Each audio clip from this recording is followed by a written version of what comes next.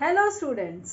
आज हम plus two का जो हमारा टॉपिक है पार्टनरशिप उसको स्टार्ट करेंगे और उसमें समझेंगे कि what is partnership, what are the characteristics of the partnership, nature of partnership, rights of a partner and also about the partnership deed. So let's start with our topic. First of all, I will ask a question, what is a proprietorship? So when I am talking about partnership, it means a single person hold the business. No any other person involved in that business. Only authority of the business is lies with the single person. But when I am talking about the partnership, it means the need of more persons, need of person more than one. It means the persons who are more than two persons, but it's limited up to the 50 number of persons. So partnership means it's a relationship between the two and more persons who are related with an agreement in which they decide to share their profits and losses, and they can act as a mutual agency, or we can say that all persons are involved in the participation of the business activities, or any single person can act on the basis of the all person. So we have read some important point. Means partnership क्या है? It is a relationship between two and more partners. First thing is relationship between two and more persons, or you can say that two or more persons. Topic is partnership.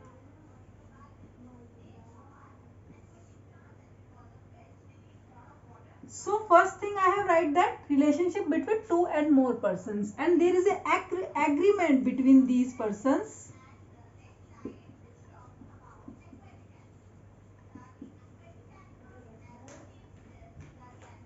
Agreement, if I am talking that agreement related to their terms and conditions, what will be their profit sharing ratio and other terms like interest on capital, each and everything will be written in this agreement, and they will be ready to share the profit and losses of their business among all the partners. And third term is that they will act as a mutual agency. The one person can act on the behalf of all persons, or all persons have equal right to participate in the each and every activities of the business.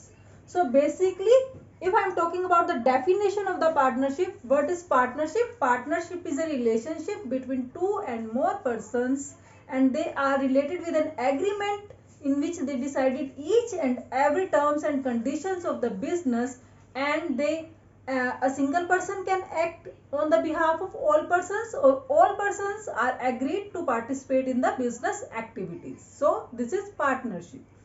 Now I am talking about the nature of the partnership. What is the nature of partnership?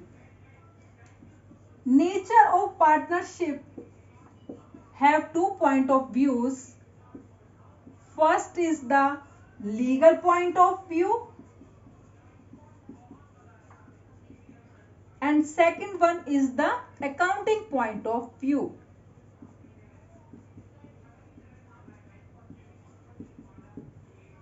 So students, when I am talking about the accounting point of view, firstly I will discuss this because you have already studied in 11th class. As per the accounting point of views, business and businessman both are separate entities. Means business के जो भी expenses है, whatever expenses of the business, that will be separated from the businessman personal expenses. You can't spend your personal expenses from the business. If you spend your personal expenses from the business income, that will be counted as your drawings. That's why we said that business and businessman both are separate entities. Now I am talk about the legal point of view. From legal point of view, both have not separate, both are not separate entities. These are not separate entities. It means that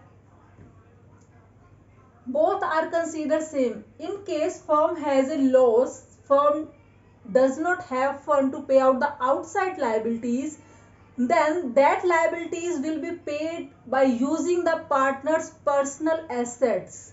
In this case, we use partner's personal assets to pay out the liabilities of the firm.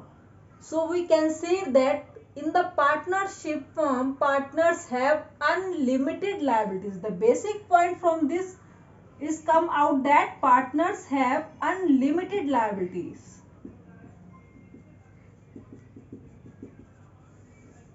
In exam, that point of view, that question can be asked, what is do you mean by the unlimited liabilities of the partners? So you should know about the meaning of unlimited liabilities, where we use the personal assets of the partners to pay out the liabilities of the business.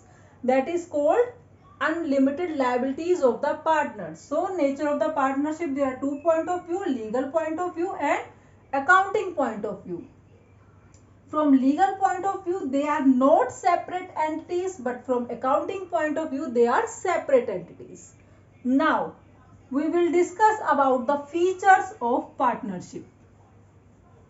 What are the features of partnership?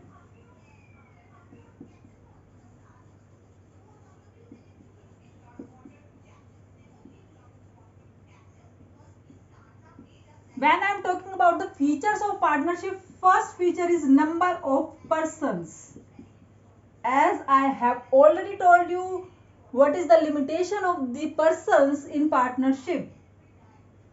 Number of persons. I am talking about the minimum number of persons and maximum number of persons.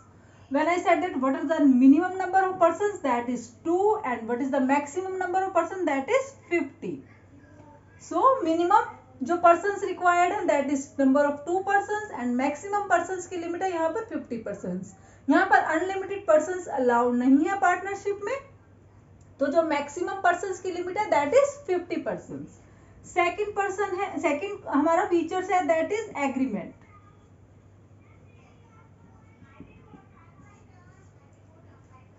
Agreement between the partners that can be oral and that can also be written. आपका दोनों ही type से agreement हो सकता है, आप orally भी अपना agreement कर सकते हैं और रिटर्न भी, बट ओरली कहीं ना कहीं आपके लिए कम वैलिड होता है.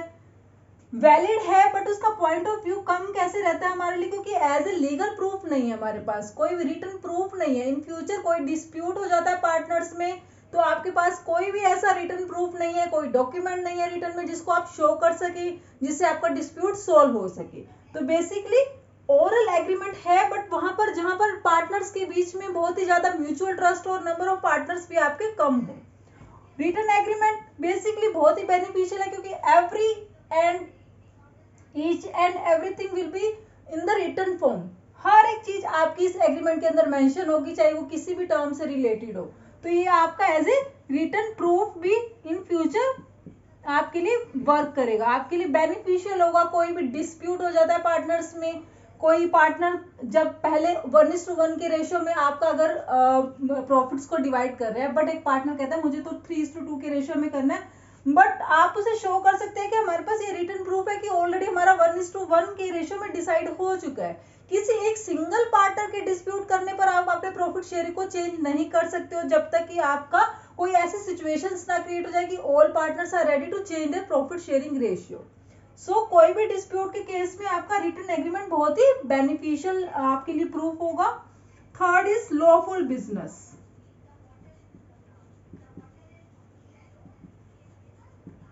लॉफुल मीन्स आपका जो बिजनेस है, जो भी आप बिजनेस कर रहे हैं, that should be legally valid, legally approved होना चाहिए आपका बिजनेस. आप कोई भी ऐसा बिजनेस नहीं कर सकते हैं जो कि आपके नेशन के लिए, आपके लॉ के अगेंस्ट जाए, आपके नेशन के लिए हार्मफुल हो. Suppose if I am said that we will start a business of bank robbery, that is not a valid business. So आपका बिजनेस ऐसा होना चाहिए जिसके लिए लॉ की तरफ से कोई ऑब्जेक्शन नहीं हो. फोर्थ वन इज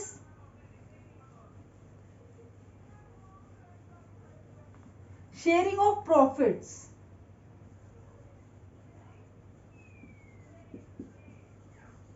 जब हम बात करते हैं पार्टनरशिप में, तो जो भी बिजनेस के प्रॉफिट्स होंगे वो ऑल पार्टनर्स में डिवाइड किए जाएंगे। वो डिपेंड करता है कि इस पार्टनरशिप डीड के अंदर आपने क्या profit and sharing ratio decide किया है, तो उसके अकॉर्डिंग आपके प्रॉफिट्स को शेयर किया जाएगा।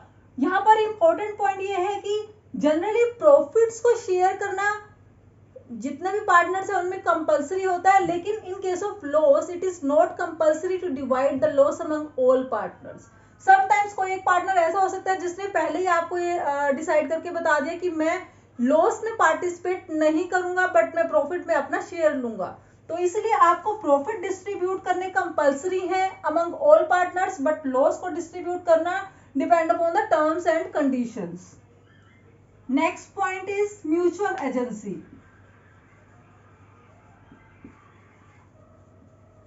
अब पार्टनरशिप में partners as a mutual agency में कैसे काम करते हैं। Suppose A B C 3 partners हैं अगर किसी बिजनेस के अंदर, तो आपस में तीनों ही कनेक्टेड रहते हैं। हर किसी को पता होता है कि कौन किस काम में इन्वॉल्व है, और जितने भी इनके डेली के रूटीन एक्टिविटीज होती हैं सब आपस में कोरिलेट होकर काम करते हैं। तो each and every person is interconnected with the other persons and known about the other persons activities. So अगर किसी दिन कोई एक पार्टनर नहीं आता बिजनेस के अंदर, तो अदर पर्सन वहां पर अवेलेबल है कि वो उसके बिजनेस उसके वर्क को वो हैंडल कर सके। यहाँ पर एक भी दिन किसी पार्टनर के ना आने से फर्म का कोई काम यहाँ पर इफेक्ट नहीं होगा, क्योंकि अदर पर्सन्स हैं जो उसके काम को हैंडल कर सकेंगे। तो म्यूचुअली आपस में कोरिलेट होके वो काम करते हैं, इसलिए वो एज ए म्यूचुअल एजेंसी काम कर रहे हैं। अगर किसी दिन ए पार्टनर नहीं आया है किसी भी इमरजेंसी किसी भी रीजन की वजह से, तो वो बी को बोल सकता है कि आज आप मेरा काम हैंडल कीजिए। तो इस केस में ए जो है वो एक लाइक ए बॉस काम करेगा और बी लाइक अ एजेंट काम कर रहा है, क्योंकि वो ए की बिहाफ पर भी काम कर रहा है। तो इस टाइप से ये म्यूचुअल एजेंसी की तरह वर्क करते हैं। अब हम बात करते हैं कि what is the partnership deed.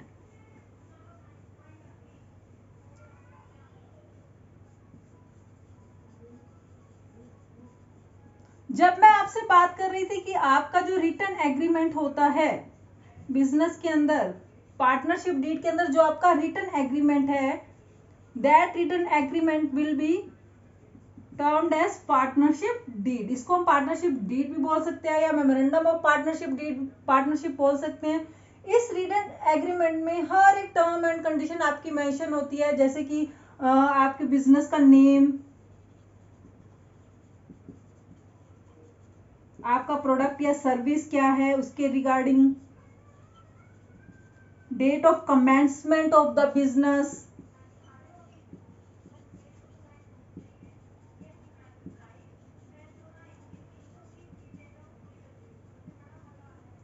Partners के बारे में, पार्टनर्स का नेम, हर पार्टनर के सिग्नेचर, उनका address, as each and every detail of the partner.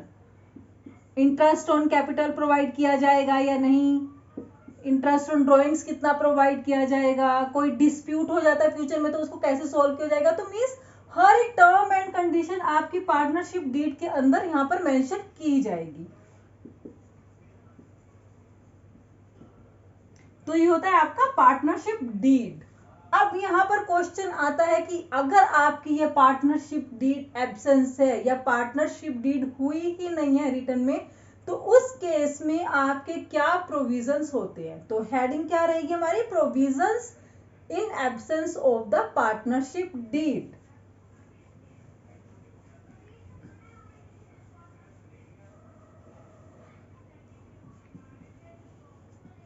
Provisions in absence of partnership deed.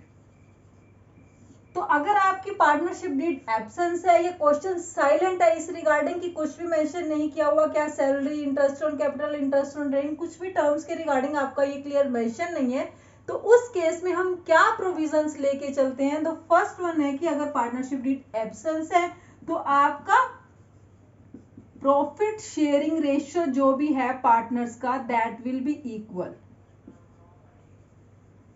Means जो भी आपके प्रॉफिट या लॉसेस जो आप डिस्ट्रीब्यूट करते हैं, डिवाइड करते हैं, वो होगा उनमें इक्वली डिवाइड किया जाएगा पार्टनर्स में। सेकंड है no interest on capital will be provided to partners. Partners को यहाँ पर कोई भी इंटरेस्ट ऑन कैपिटल नहीं प्रोवाइड किया जाएगा in case of absence of deed. अगर आप इंटरेस्ट ऑन कैपिटल नहीं प्रोवाइड कर रहे हैं तो आप इंटरेस्ट ऑन ड्रॉइंग्स भी चार्ज नहीं करेंगे। Then no interest on drawings will be charge. Fourth point is interest on loan by partners.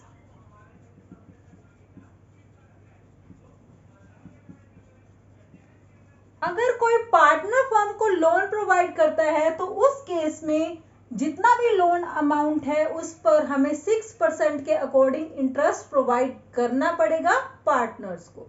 तो यही एक ऐसा प्रोविजन है जिसको अगर क्वेश्चन साइलेंट है या डीड नहीं है तो आपको इंटरेस्ट जो है पार्टनर्स के लोन पर प्रोवाइड करना पड़ेगा at the rate of 6% per annum. इसके अलावा एक प्रोविजन और है कि in the absence of deed कोई भी सैलरी, कमीशन, एक्स्ट्रा बेनिफिट कुछ भी प्रोवाइड नहीं किए जाएंगे पार्टनर्स को। Next one is no salary और कमीशन विल बी प्रोवाइडेड। तो स्टूडेंट्स ये कुछ थियोरेटिकल पॉइंट्स थे जो इंपॉर्टेंट थे। इनमें से किसी भी पॉइंट से रिलेटेड आपसे एग्जाम में एमसीक्यू आस्क किया जा सकता है, तो ये इंपॉर्टेंट पॉइंट्स हैं, इनको आप कंसीडर कीजिए। हो सकता है कि आपको कुछ और न्यू पॉइंट्स भी मैं शेयर करूँ जल्दी, लेकिन अगर आपको मेरी ये वीडियो अच्छी लगी है तो इसे लाइक करना, कमेंट करना, अपने फ्रेंड्स के साथ शेयर करना। तो मिलते हैं नेक्स्ट वीडियो में नेक्स्ट टॉपिक के साथ, तब तक मिलते हैं हम। Bye bye, take care.